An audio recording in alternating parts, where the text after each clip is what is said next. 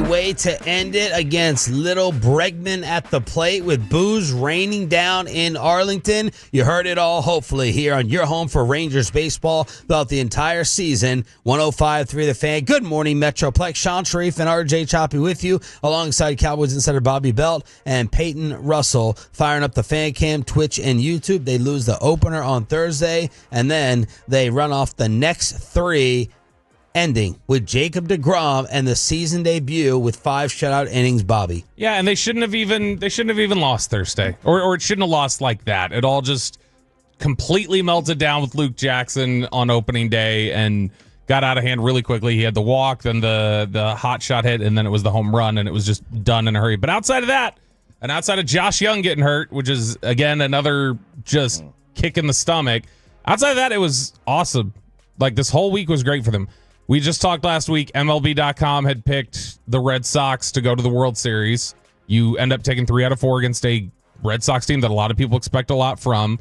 You ended up getting Adolis playing out of his mind good. You got 2 home runs from Heim in the second game. Leiter looked good. Evaldi, deGrom, your starters look good. Everything to me. Langford. Langford hitting every single game so far. A home run yesterday. All the stuff we had talked about. Langford taking a jump. Adolis bouncing back, Heim bouncing back. Like, that was all on display in this first series. Yeah, the only other issue would be Malley. Yeah, Malley was a mess. Kind of a mess. But no, this was... And Josh Smith got hurt. And that too. That was clunky. Yeah. Like, it was the best worst weekend you could have had, because the injury, obviously the injury to Josh Young puts a lot of that takes a lot of for me, like, the steam away, because, obviously you don't want him to get hurt. And this is more of the same with him. But pitching, you could have not have asked for a whole lot more from Evaldi and deGrom. And then Leiter as well. And then Adolis, no strikeouts. It's big for him. I mean, he strikes out 30% of the time. He doesn't strike out the entire weekend. That's huge.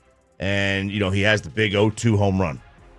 deGrom with 5 innings, 0 runs, 2 hits, 6 strikeouts, 2 walks. He had not allowed a walk in his last 108 plate appearances against a right-handed hitter dating back to 2022. They were very careful with Abreu yesterday.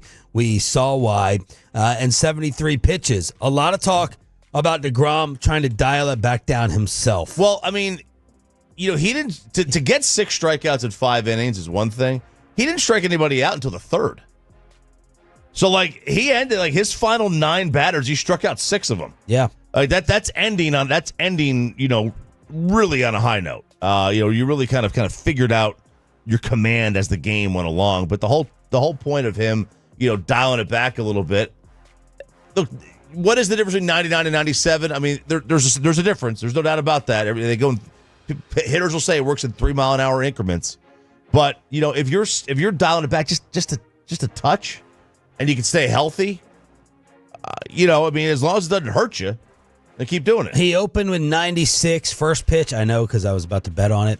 And then I really thought in the 4th inning, it was just a series of check swings by Boston. They didn't know what to do. And it came on 90-mile-per-hour pitches. A lot of focus on his changeup, which Sandler says is not talked about enough. Jared will join us at 7:20 this morning, new television star. You're always going to talk about the slider, but it just felt like it was 90, check swing, not knowing what to do. 90, 90, 90. It wasn't 96. It wasn't 97, 98. And he seemed to have him off balance. Yeah, the only thing that was a little, you mentioned the walk, the only thing that was a little just un-deGrom was some of the command early.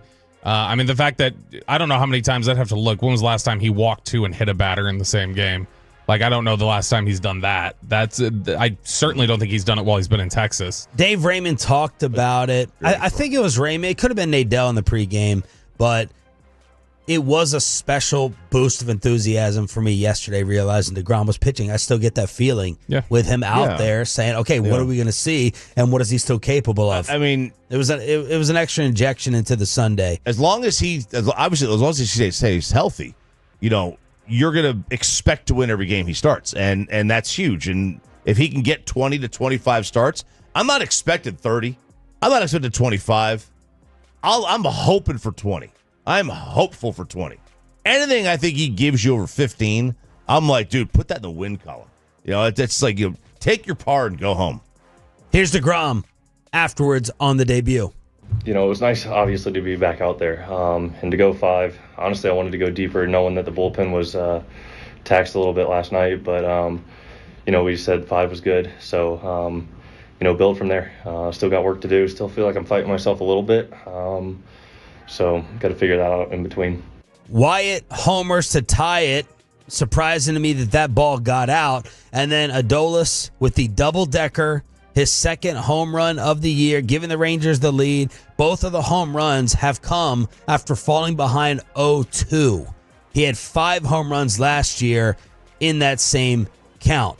And then Wyatt's home run down that right field line, he had just 2 opposite field home runs last season. And one of them was the inside the Parker. So those notes courtesy of the Sandman. Chris Martin striking out too. Some Luke Jackson worry that you guys expressed to start the segment. There's Chris Martin striking out too with a man on third in the 8th. He had to save on Saturday night as well. Adolis, though, circling back at him, he is absolutely just crushing the ball in this first series. So it's his last 6 plate appearances where he's hit the ball in play. It's all been 98 miles per hour or over on the exit velocity. I mean, you're talking about 8 out of the 12 batted balls, 98 or higher. He got on base 7 out of 15 times. 3 extra base hits on Saturday. He just looks really, really good early. Now, obviously, again, it's early, and you want to see him sustain that. We always know that he's capable of catching fire and going on a sort of run like that, but he looked really encouraging and gives me hope for the rest of the year. On Friday, Jonah became the first catcher in Rangers history to hit a home run in each of his first 2 plate appearances of the season. So this is from Ranger Savant. Both Heim and Higashioka are in the top 5% in exit velocity, barrel percentage, and expected slugging percentage. Now, look, it's so early. You could skew these numbers because you get 2 at bats, and all of a sudden, you're high, right? So nothing can. Higashioka is smoking. He the is. ball, He hasn't left the yard yet, but he is smoking the ball. So like that's really, really good to see. And to start the year, Heim did not have a tremendous 2024 by any stretch. Really, you took a step back for 23, Or a good one. Higgy has been consistent, but he's never been like a true hey, this is a difference maker at the plate. He's a good, solid catcher. He's a good player. You throw him out there, he's not going to be a hole in your lineup. But I mean, these guys are both at the top 5%. Interesting fact: Luke Jackson already has half as many saves as Chapman and Leclerc did for the Rangers in 2023. Wow. The whole year? The whole year. They both had 4. Wow. And there was Aroldis on the other side as Luke Jackson was being shaky, and it's like, all right, Aroldis, he's getting his job done in the opener. But you know what? Even with half those saves, he's got all of the same shakiness and concern that Leclerc and Chapman had in 2023. Hey, dude, yesterday I was like, he's about to blow this, and I'm going to have a meltdown tomorrow morning. I mean, you got to take some Zantac. You do. I mean, he is or some Xanax, yeah. You want to do that instead? I want to sleep through his appearances, man. He was fine in game 2. Game 3, or I guess game 4, his third appearance. That yesterday was a little shaky. We got to talk about Leiter in his first career win, best start of his short career in the 4-1 W at the Globe, and his final line was 5 innings, 5 hits, 1 earned, 1 walk, 4 strikeouts. He generated 12 swings and misses. So Jack Leiter coming up big. None of the Massholes' 5 hits went for extra bases. And Jonah, his battery mate, said the biggest difference, throwing all of his pitches for strikes. Jack also talked about what Bassick had seen himself last year in the tunnel, near hyperventilation. Just overexcitement, having to do push-ups to try to calm down. And Jack talked about that. He said, able to go ahead and chill out just a little bit. In terms of that perspective, he said he's calm and determined, slowing myself down in the pregame, trying not to get pumped up too quickly. I know the adrenaline is going to kick in, but it can go too far. Last year, there were pockets I was trying to do too much, and even the other day, I could have done a much better job executing and putting guys away, but he's talked about calming it down a little bit. Yeah, we talked a couple weeks ago about Quinn Ewers. When things go wrong for Quinn Ewers, you can start to see him look scared when he's throwing the ball.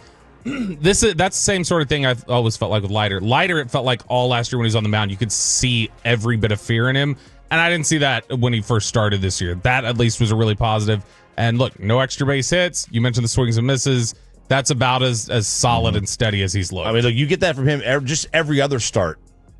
You know, that's a win. And how about the Rangers creating Major League Baseball history on the embarrassing side for Boston? Rafael Devers, with 10 strikeouts over the first 3 games, establishes a new Major League Baseball record to start off a year. We've never seen it. Never seen it happen. This is not against the scrub. No, I mean, he's a good player. Is he in the 3-hole for them? Yeah, I think he was. He's been an all-star. It's a good player, and he moved to DH for part of it because Bregman's now there, and so he and they asked him too. They're like, "Is that contributing? All that idle time sitting over there on the bench."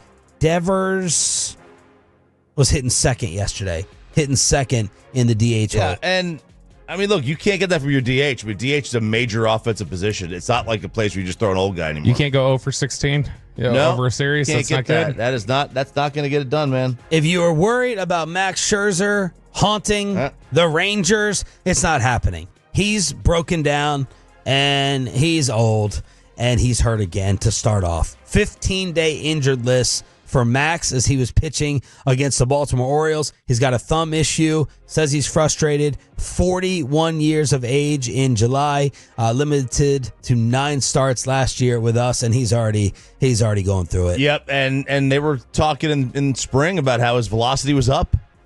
He was throwing harder than he had in the last past year or so. Then he gets all the way to the start of the season, and I've never. You get hit in the hand. That's how you get the thumb injury. It stinks for him, but that was going to be one of the things that we looked at. Like, all right, could they have signed Verlander? He went to San Fran. Could they have brought back Scherzer? Could they have done some of that?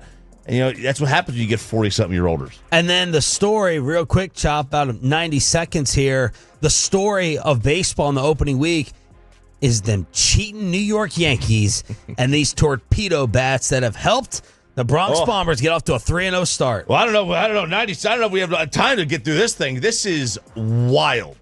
And I don't know how the Yankees don't fire Michael Kay for this one because he's the one that kind of brought this to light. God, we can only hope. Stop it. Because, why would you not just keep your mouth shut? But, yeah, they use these at the end of spring training, apparently. And Major League Baseball's like, yeah, there's nothing illegal about these because they're not changing the diameter of the bat. It's just shifting where the biggest part of the barrel is. And we've seen very small modifications of the bat, mostly on the handle, where players change the knob of the bat to protect the hamate bone, which is opposite of the thumb. And you'll see some of the axe bat that it's shaped like the bottom of an axe. But we've never seen, at least not in my lifetime, a change to the barrel. It's 2.61 inches in diameter. That's the max. And we've seen players shave the handle down, like the handle of the bat to make it lighter because it's basically about an inch per ounce. So they're just moving the sweet spot. They're moving the sweet spot down, but not for everybody. Only for some of the hitters who are getting jammed. Some of the hitters, so Volpe and Jazz Chisholm were getting jammed a lot. And they just move the sweet spot kind of more towards the center part of the bat. And now Chisholm's got like 3 home runs. And now we've seen, I think I saw a player for the Twins use one yesterday, and then one other team has already started to use these. Now, not everyone uses them. Weren't they using some MIT guy? Yeah, they hired some MIT physicist or chemist or whatever, and he came up with this. Hey, look, he noticed through the analytical data that these guys the couple players were hitting the ball more off the handle or the not the sweet spot. And he's like, all right, let's just move the bat. That's smart. I'm surprised Major League Baseball approved it, but they approved it, and now it's free game.